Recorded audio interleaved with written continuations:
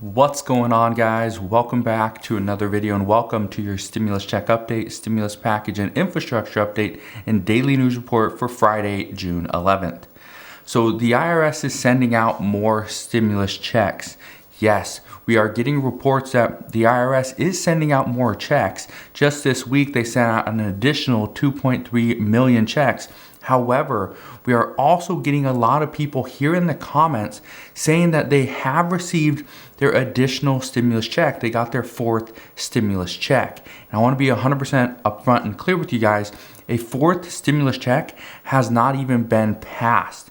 There's actually, at this time, there's some discussions on a fourth stimulus check. However, there hasn't really been any new bills brought forward regarding a fourth stimulus check. So at this time, just understand that yes, people are getting their stimulus checks of $1,400, but that's not the fourth check. That is actually the third check.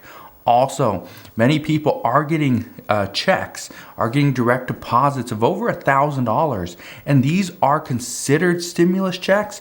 However, these are actually the federal unemployment income refunds that many people are receiving because last year the federal government passed or this year actually they passed it, but for last year, where you do not have to pay any income taxes on up to $10,200 of unemployment income. So as of right now, many people are receiving those funds and they're kind of mixing it up with, oh, I got a fourth stimulus check. And I just want to be 100% clear, that's not the case at this time. So as we know more regarding a fourth stimulus check, I will bring that update to you. But as of right now, there's very little discussion simply because right now Congress is mixed up in so many different things.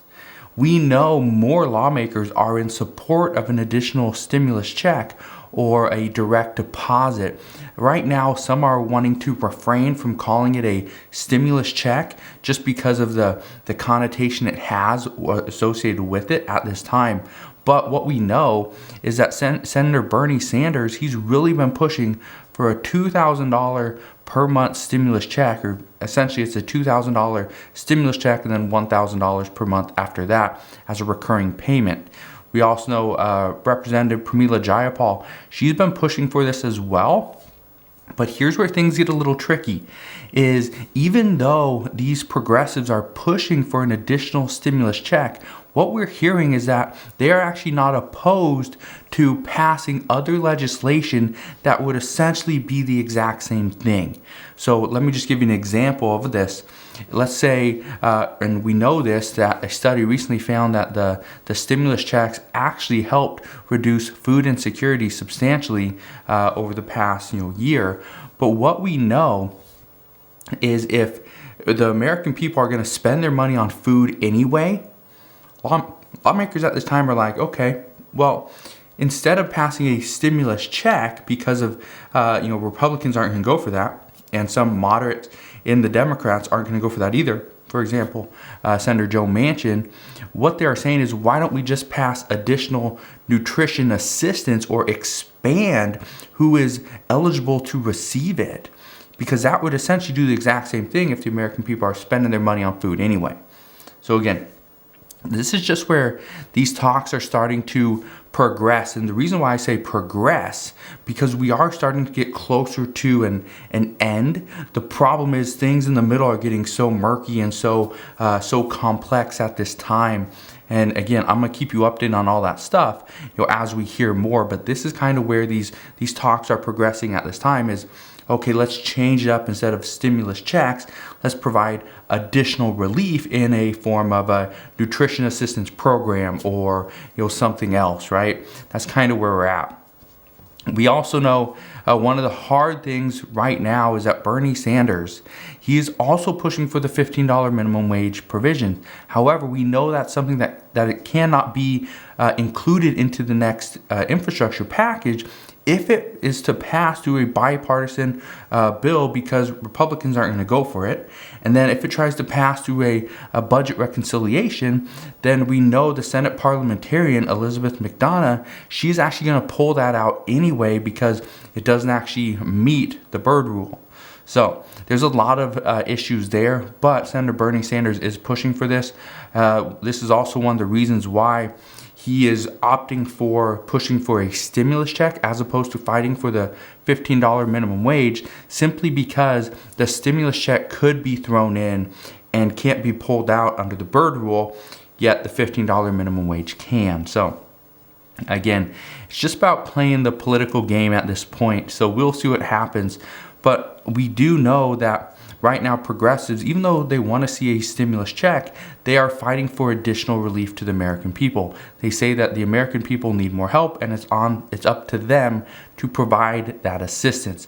This means we could see more checks, we could see Medicare assistance, we could see benefits, or some type of tax credit for children and parents and families and so on. So right now, again, they're open to a bunch of different ideas. Now, here's something that multiple lawmakers have stated, is that they want your input.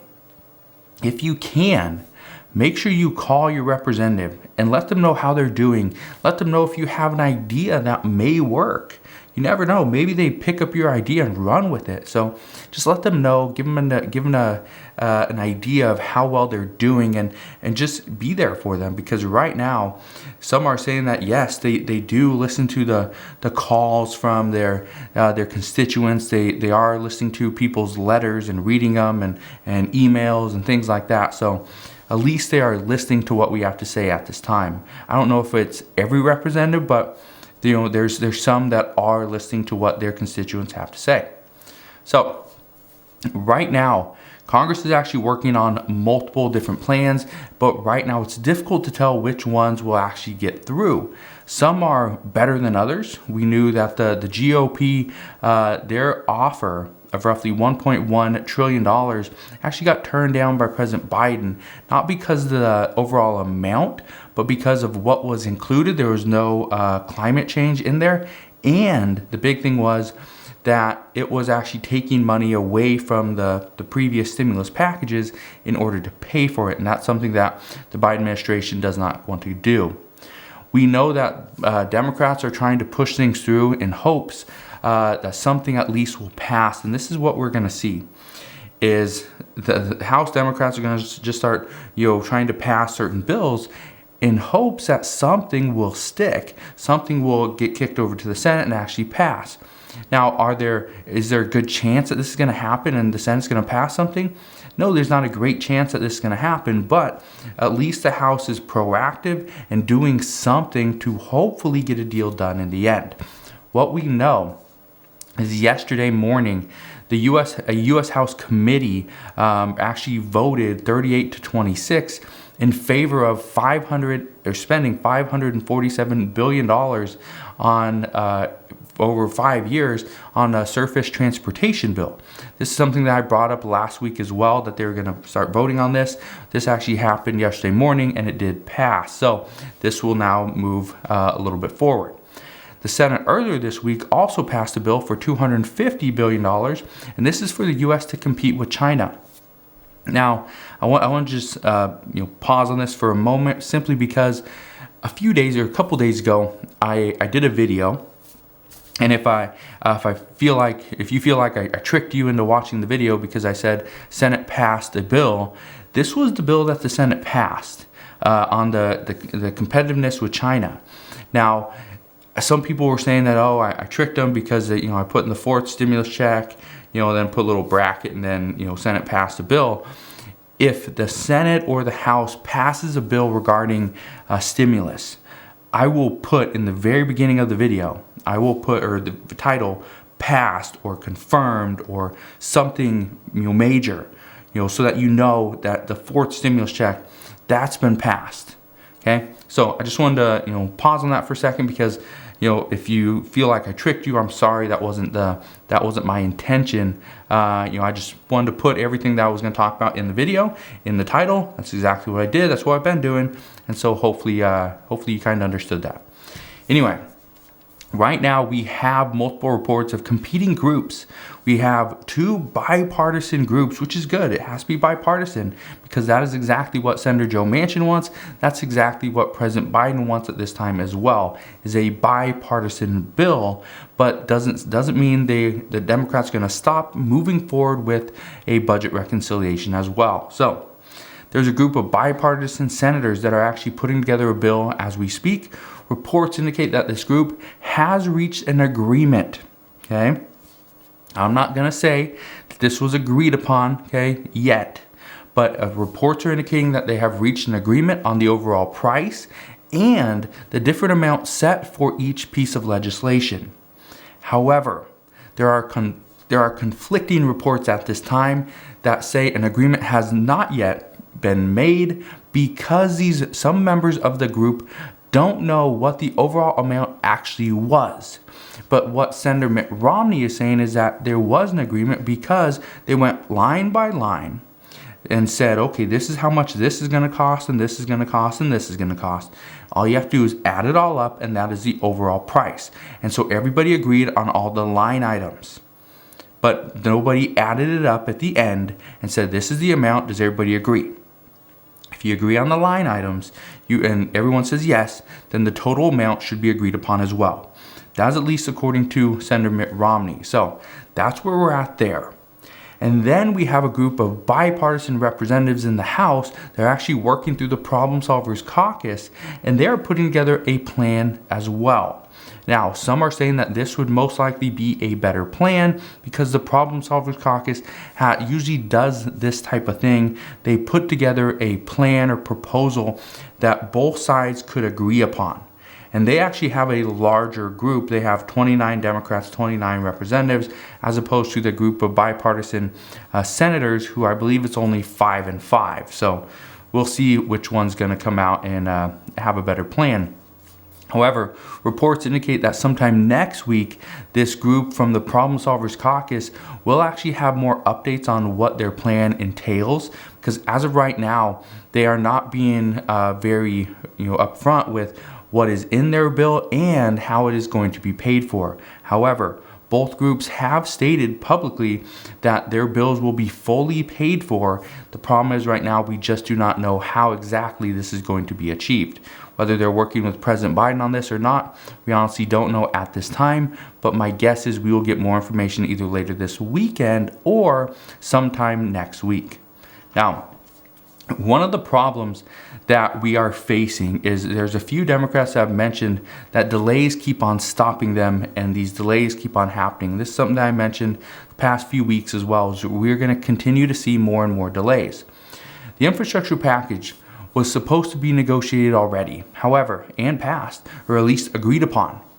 And yet it hasn't. It's still going through the initial planning phase. So right there, that's a big delay that's holding a lot of people up.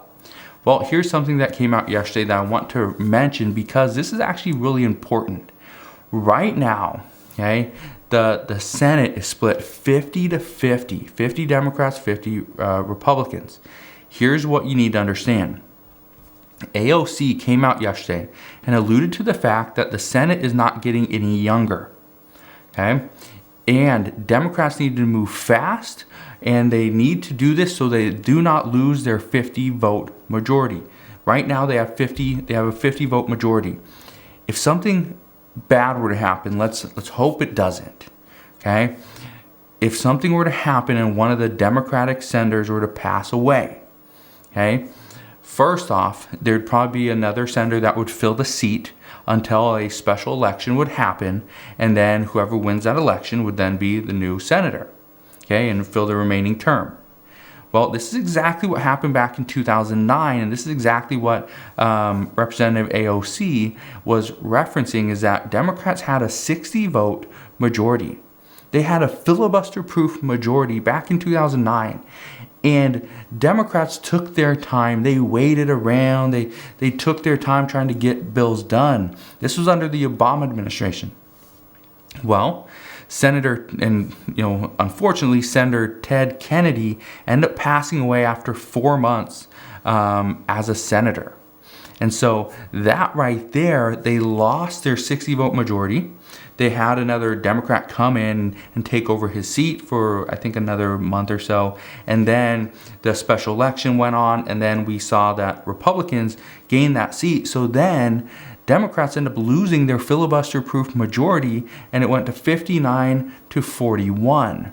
And so right there, that's something that AOC says we cannot let happen, because if this were to happen and Republicans win a special election in this event, it would go 51 to 49, and that would mean Republicans and Mitch McConnell would then hold the majority.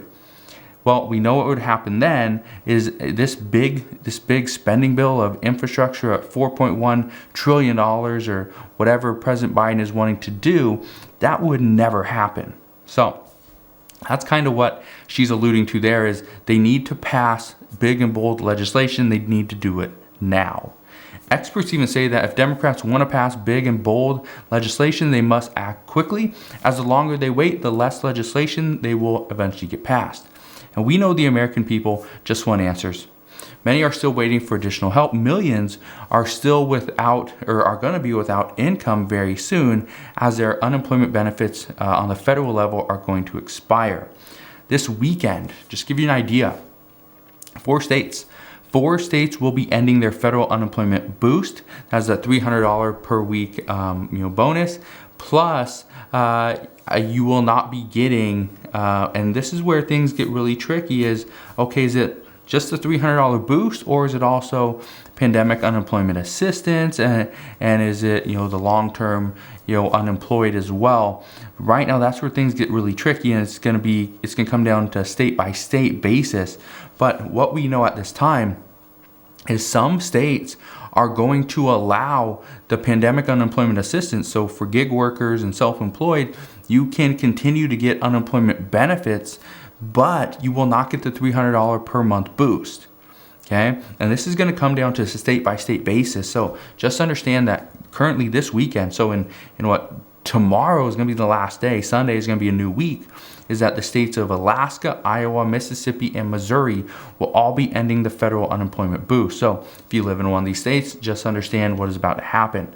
And the problem right now is that the federal government cannot do a thing about this. It really comes down to what the governor is deciding to do. So again, as we know more regarding which states will be allowing the pandemic unemployment assistance and long-term unemployed benefits to run until September 6th, I will keep you updated on that. But that is where things are at right now, is these 25 Republican states are going to end the $300 per week boost.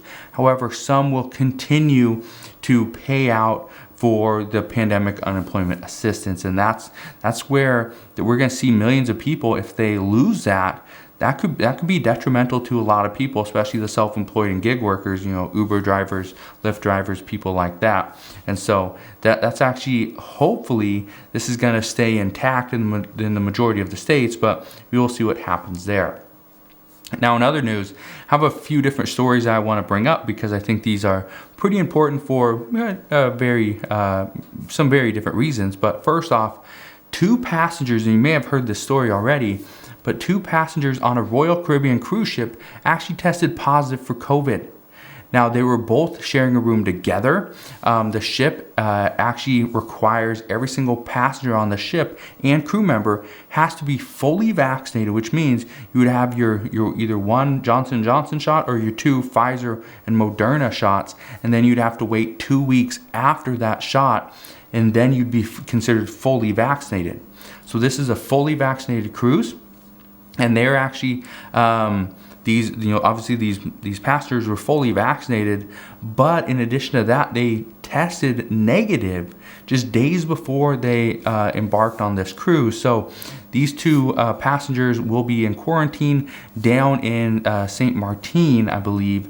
And so the cruise ship is going to figure out a way to get them back home. They're just going to fly them home. They're not going to, board the cruise ship again. So right now, some are questioning, exactly how is this going to play out.